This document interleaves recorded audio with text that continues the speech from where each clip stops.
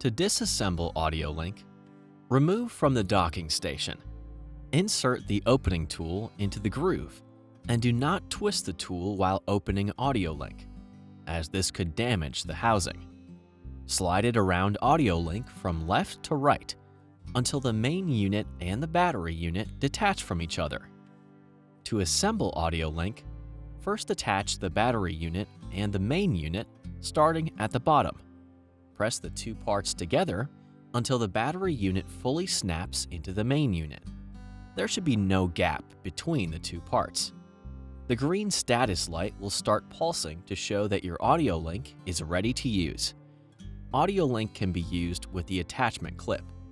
Align the clip to the hole on one side and carefully snap it into the hole on the opposite side.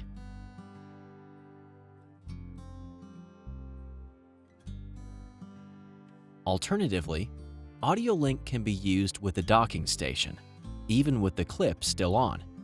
Open the rubber socket and make sure it sits in its recess. Push it down firmly into the docking station.